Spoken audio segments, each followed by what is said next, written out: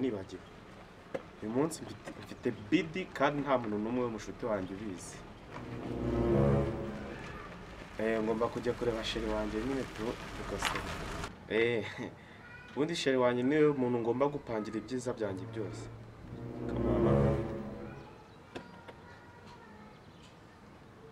HM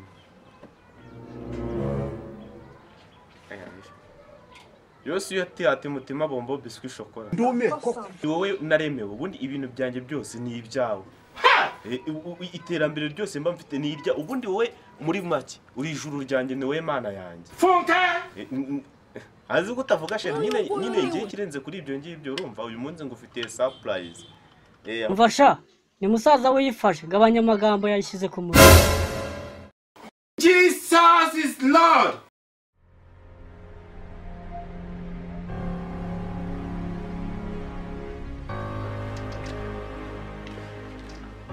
Sheri wanjye ugomba kujya kumureba nifunze neza nta kibazo n'icyo mfite.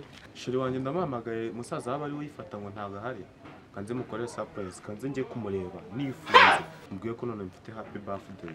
Ndabizi ko nta nundi muntu n'umwe ubizi. Mara uzi ko namunega atazi ko yakoze anniversaire.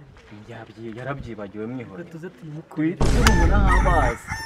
Birenze none.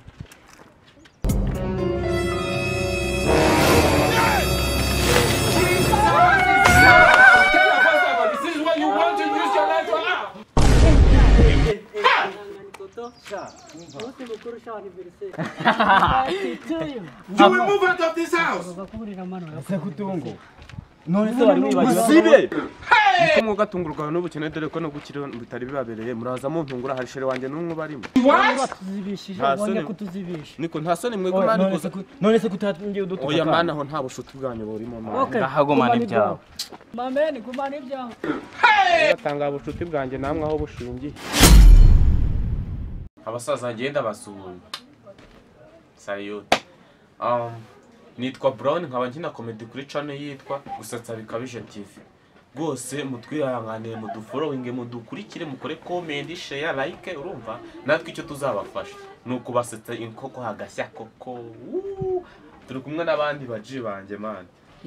Ibisanzwe abandimwe yitwa Mushi ina kuri no channel yitwa Gusetsa Bikabije TV ndi kumwe n'aba basaza banjye.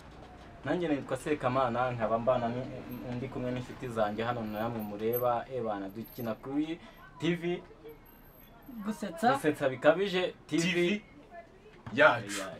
Okay.